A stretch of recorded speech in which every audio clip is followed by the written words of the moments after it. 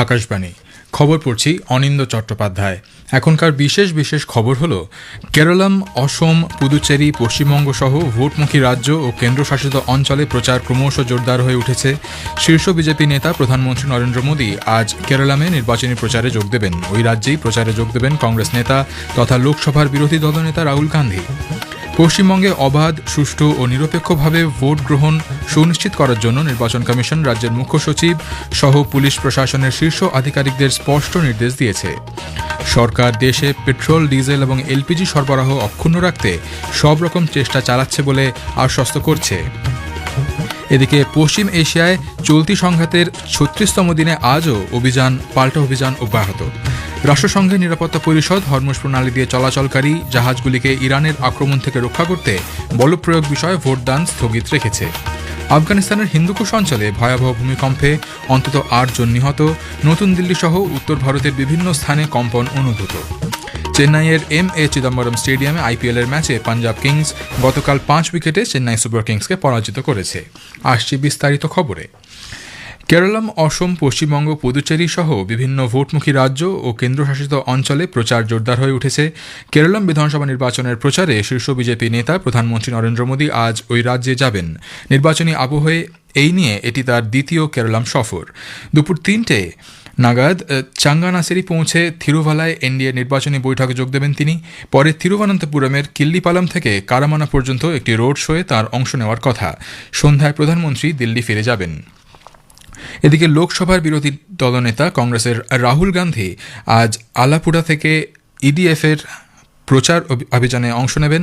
তিনি কাটাপানা এবং কুন্নাথুনারেও জনসভা করবেন। সিপিএমের সাধারণ সম্পাদক এম.এ. বেবি আজ কোট্টায়ামে এলডিএফের একাধিক কর্মসূচিতে যোগ দেবেন বলে জানা যাচ্ছে। প্রধানমন্ত্রী নরেন্দ্র মোদী গত সন্ধ্যায় পুদুচেরিতে এনডিএ প্রার্থীর সমর্থনে একটি রোড শো করেন। ১ কিলোমিটারের বেশি দীর্ঘ এই road show Ajanta signal junction থেকে শুরু হয়ে রাজা থিয়েটার সিগন্যালে গিয়ে শেষ হয়। প্রধানমন্ত্রী মোদী ৩৫ মিনিটে একটি হুড খোলা গাড়িতে করে এই রোড শোয়ে সামিল হন।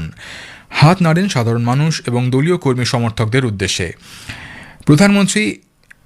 মুখ্যমন্ত্রী এন রঙ্গনাথ স্বামী, বিজেপির রাজ্য সভাপতি ভিপি রামালিঙ্গম, রাজ্যের স্বরাষ্ট্রমন্ত্রী এ নামাসসিভিয়াম এর সঙ্গে ছিলেন।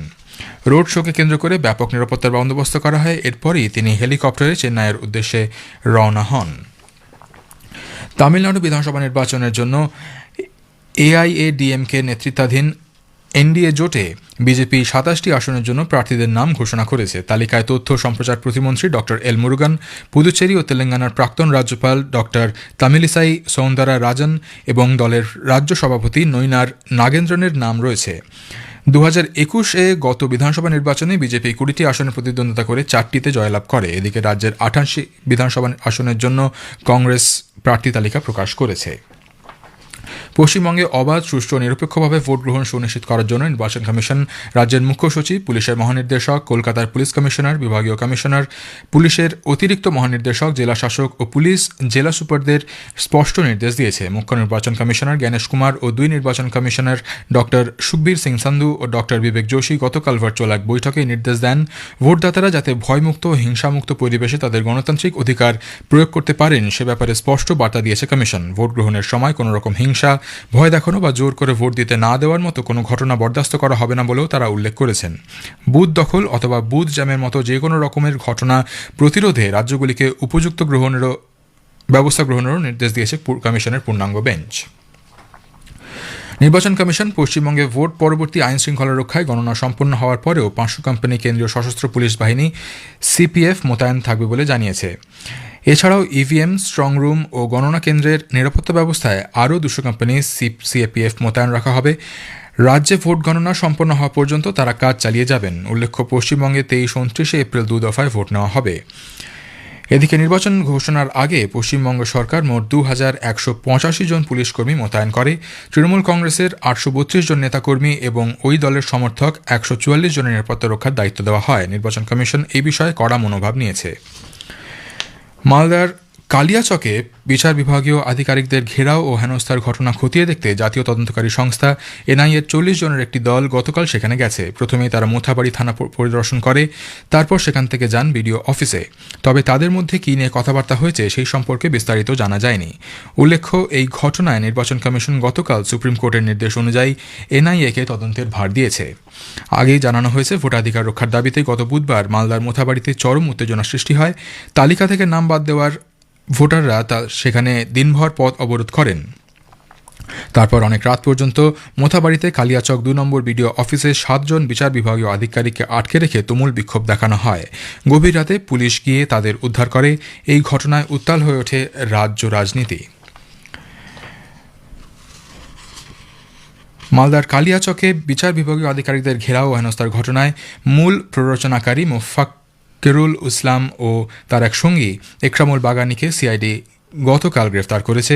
শিলিগুড়ির বাগডোগরা বিমানবন্দর থেকে পালানোর সময় তাদের ধরা হয়। এদের গতকাল আদালতে তোলা হলে মোফাক্কেরুলকে 14 দিন এবং একরামুল বাগানিকে 6 দিনের পুলিশ হেফাজতে পাঠানো হয়। উপরাষ্ট্রপতি সিপি রাধাকৃষ্ণন আজ বিহার সফরে যাচ্ছেন। মতিহারিতে তিনি মহাত্মা গান্ধী কেন্দ্রীয় বিশ্ববিদ্যালয়ের 3য় সমাবর্তন অনুষ্ঠানে যোগ দেবেন। উপরাষ্ট্রপতি পশ্চিম চম্পারণে ভিতারওয়া গান্ধী আশ্রম পরিদর্শনও যাওয়ার কথা। গত মাসে উপরাষ্ট্রপতি ঝাড়খণ্ডের খুন্তি জেলায় ভগবান বিরসা মুন্ডার পৈতৃক গ্রাম উলিহাটুতে গিয়ে তার প্রতি শ্রদ্ধা নিবেদন করেন। তিনি সেখানে বিরসা মুন্ডার মর্মর মূর্তিতে পুষ্পস্তবক অর্পণ করে শ্রদ্ধা জানান। পরে বিরসা মুন্ডার বর্তমান প্রজন্মের সদস্যদের সঙ্গে কথা বলেন। উপরাষ্ট্রপতি তাঁর এই সফরকে অত্যন্ত হৃদয়স্পর্শী বলে বর্ণনা করে বলেন, বিরসা মুন্ডার জীবন আজও দেশের যুব সম্প্রদায়কে প্রেরণা জুগিয়ে চলেছে। তাঁর আত্মত্যাগ ভারতের স্বাধীনতা আন্দোলনের নতুন দিশা নির্দেশ করেছিল।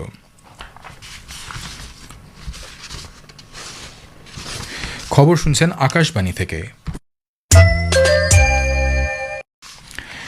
দেশে পেট্রোল, ডিজেল এবং এলপিজি সরবরাহ অক্ষুণ্ণ রাখতে সব রকম চেষ্টা চালানো হচ্ছে বলে সরকার আশ্বস্ত করেছে। আতঙ্কের ফলে অপ্রয়োজনীয় এবং অতিরিক্ত পেট্রোল বা ডিজেল না কেনা বা অযথা এলপিজি সিলিন্ডার বুক না করার পরামর্শ দেওয়া হয়েছে। পেট্রোলিয়াম ও প্রাকৃতিক গ্যাস মন্ত্রকের সচিব গতকাল সব রাজ্য ও কেন্দ্রশাসিত অঞ্চলগুলির অতিরিক্ত মুখ্য সচিব এবং প্রিন্সিপাল সেক্রেটারির সঙ্গে বৈঠক করেন। বিভিন্ন রাজ্যে জ্বালানি সরবরাহ ব্যবস্থা নিয়ে সরবরাহ নির্বিঘ্ন রাখার দিকগুলি বৈঠকে খতিয়ে দেখা হয়। গৃহস্থালী এবং জরুরি পরিষেবার ক্ষেত্রে সিলিন্ডার সরবরাহে অগ্রাধিকার দেওয়ার বিষয়ে বৈঠকে নির্দেশ দেওয়া হয়েছে।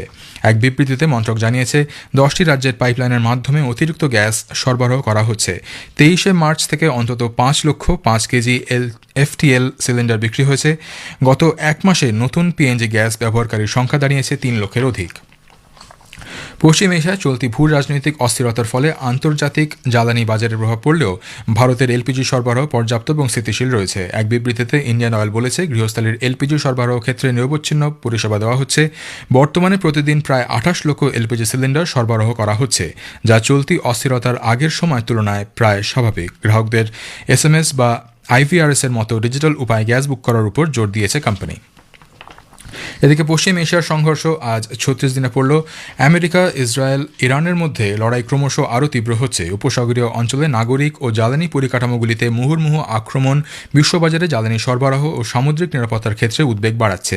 ইরান ও তার সহযোগীরা কুয়েতের একটি বিদ্যুৎ ও জলশোধনাগারে প্ল্যান্টে নতুন করে হামলা চালিয়েছে।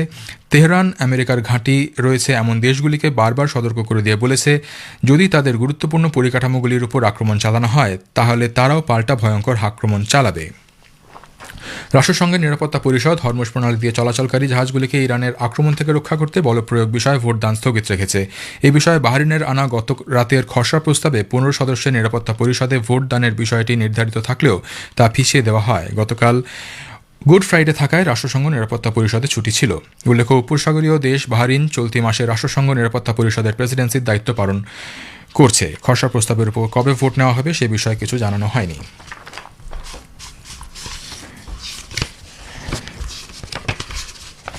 আফগানিস্তানের হিন্দুকুশ অঞ্চলে 5.8 মাত্রার এক ভয়াবহ ভূমিকম্পে অন্তত 8 জন নিহত হয়েছেন, 1 জন আহত। এরা সকলেই মধ্য কাবুলের বাগরামি এলাকার বাসিন্দা।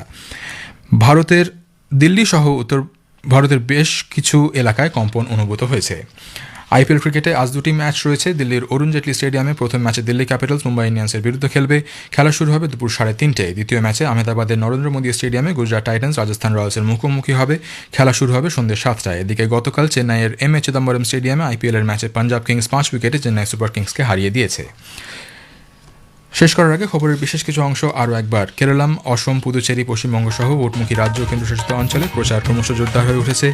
শীর্ষ বিজেপি নেতা প্রধানমন্ত্রী নরেন্দ্র মোদী আজ কেরালামে নির্বাচনী প্রচারে যোগ দেবেন। পশ্চিমবঙ্গে অবাধ, সুষ্ঠু ও নিরপেক্ষভাবে ভোট গ্রহণ সুনিশ্চিত করার জন্য নির্বাচন কমিশন রাজ্যের মুখ্য সচিব সহ পুলিশ প্রশাসনের শীর্ষ আধিকারিকদের স্পষ্ট নির্দেশ দিয়েছে। খবর শেষ হলো। এরপর খবর শুনবেন সকাল 7:25 মিনিটে।